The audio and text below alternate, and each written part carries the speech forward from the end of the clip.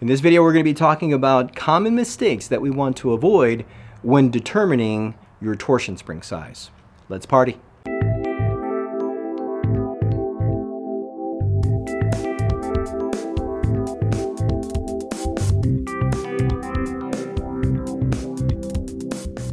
Hey party people, Santiago from SOS Garage Door Service. And what are we talking about here? Well, we're talking about common mistakes that are made when trying to determine what size of torsion springs your garage door needs. Now, depending on where you're watching this video in your neck of the woods, torsion springs are not necessarily available to the public. For example, in the state of California, you're required to have a contractor's license to buy garage door torsion springs. So the public can't necessarily go to their local hardware store to pick up torsion springs. Thus, you want to keep in mind, if that is your specific circumstances, again, where you live, then please reach out to a contractor dealing with torsion springs. Messing with torsion springs, adjusting torsion springs can be harmful. Therefore, if you don't have the right tools, if you don't have the right knowledge, if you don't have the right ability to make a change to replace your torsion springs or adjust them, then reach out to a contractor, because again, they can harm you if you're not sure of what you're doing. So I have some examples here of some torsion springs, and basically what I want to highlight in these torsion springs is the fact that there are different types. You have what are known as galvanized springs. They look like just basically shiny metal. And then you'll also have oil tempered springs. And these types of springs serve a specific function. I tend to find that some garage door guys are inclined to galvanized springs just because they prefer them. And I myself, I prefer oil tempered springs.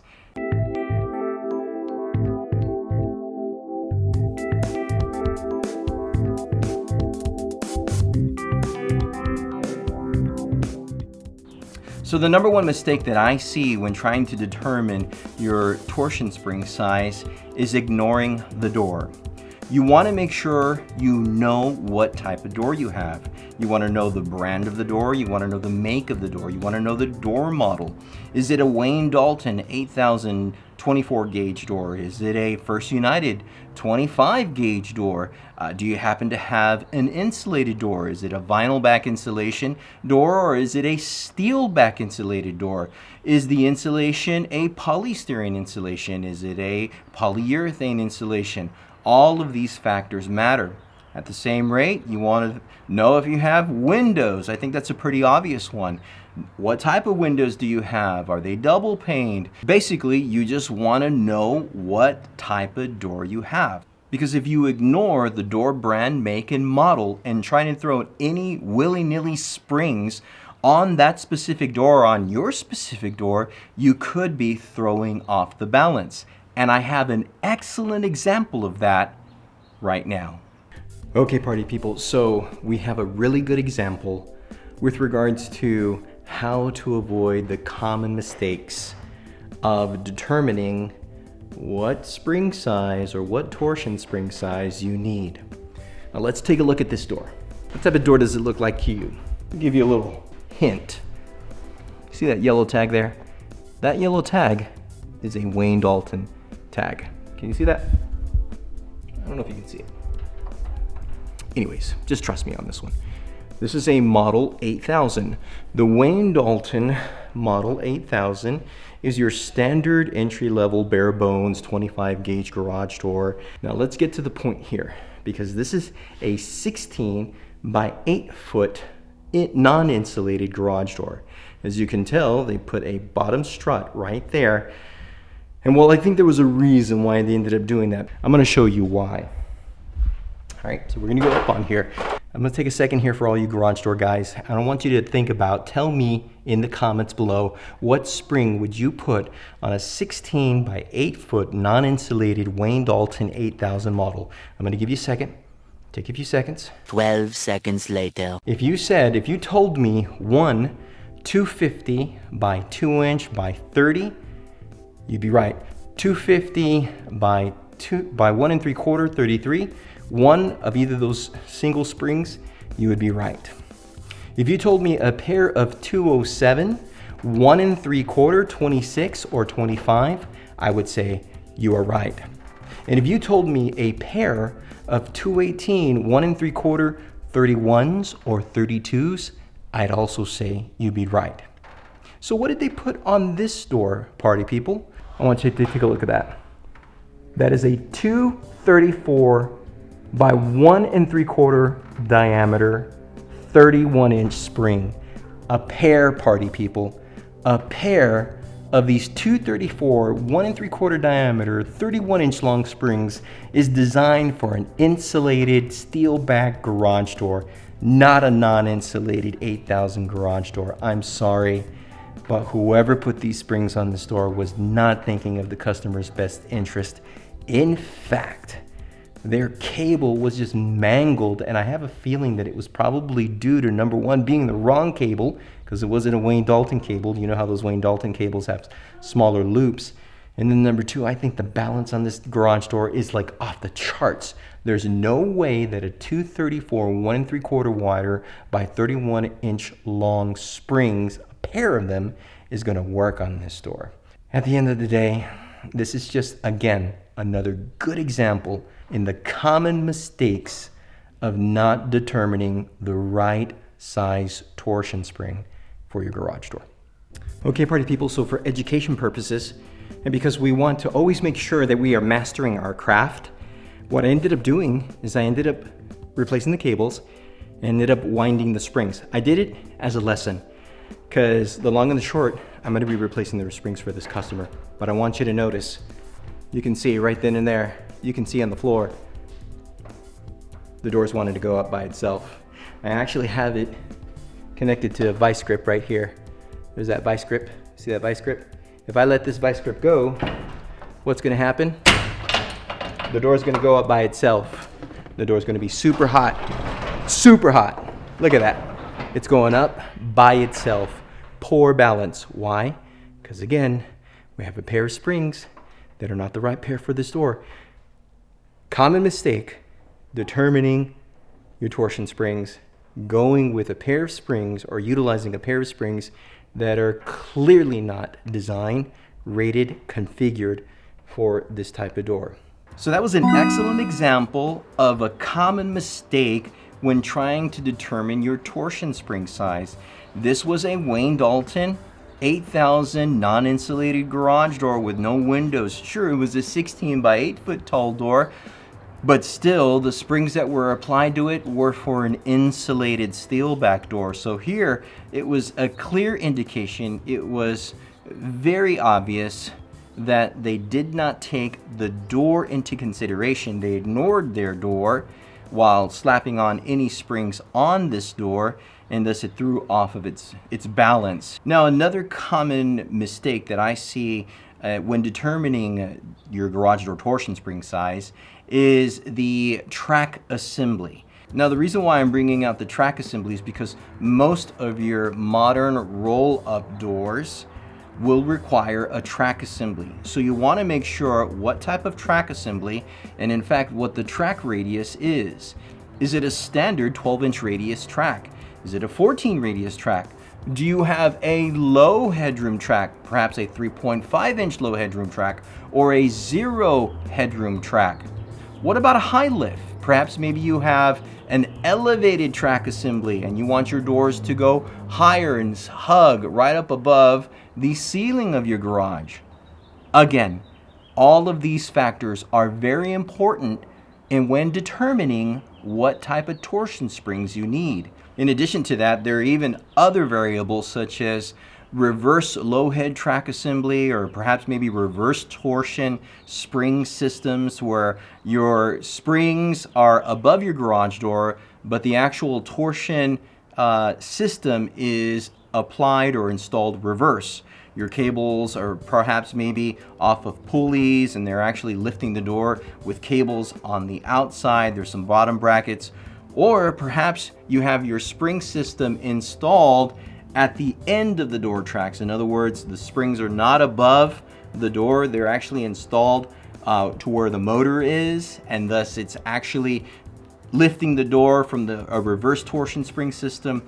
Those are wild. Quite frankly, there are far and few circumstances where that may apply, but there are out there, and thus you want to make sure, do you have a reverse torsion spring system? These are special needs, again, when you want to determine what type of torsion springs you need.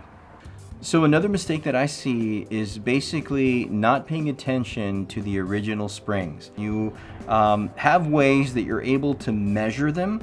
Now, you don't need to go out and buy these rulers or these instruments. Quite frankly, their only use is going to be for garage door torsion spring measurement taking. So most garage door guys will have them in their truck, and they'll be able to utilize them to take measurements of the original spring. And basically, I can show you how to do that. That's pretty simple. What you're going to do, and I'll show you an example here. What you're going to do is you're going to place this up against one of the torsion coils, and you're going to count up to 20. We'll do that right here. We're going to go 1, 2, 3, 4, 5, 6, 7, 8, 9, 10, 11, 12. 2 hours later. 16, 17, 18, 19, 20. And so if we're up to 20, we're at a 207 wire spring. I don't know if the other camera can catch that there, but 207 is basically the spring wire, which happens to be this specific spring. So again, these are just tools and instruments designed to take those measurements.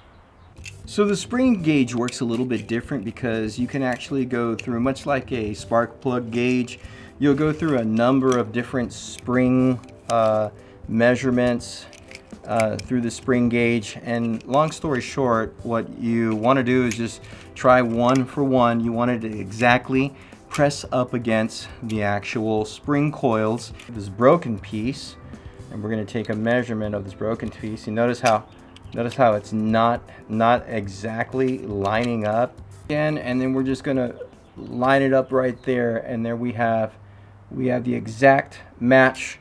It is the 262 wire, the exact match of the spring. Now, the reason why I wanted to show it on the broken spring, it's because, again, you never want to take your hands, your fingers, your phalanges, and start touching a spring that is still wound. You would only take the measurement on a broken spring in the event that you wanted to determine what the spring gauge is. But you see, that's just half the battle, because quite frankly, you would still need to take the diameter measurement, you would need to take the length measurement, and that's going to get a little too complicated for the average homeowner. It's going to get too much because you got to get up on the ladder, you got to start messing with these garage door torsion springs. It's not very practical at that point. If you're not able to figure out just the actual spring gauge, then it's best to reach out to a contractor. But I'm here to tell you that there is an easier way to determine what your original spring size are. So your garage door torsion springs have, the newer ones nowadays, have already specific ID information that is already printed on them that'll let you know what type of spring you have and thus what type of spring you might need. And this is the original type information that is printed on your garage door spring. And what we're seeing right here is a 207 wire spring, 1 3/4 inch diameter at a 25-inch length. So those are the three numbers that you want to pay attention when trying to determine your garage door springs.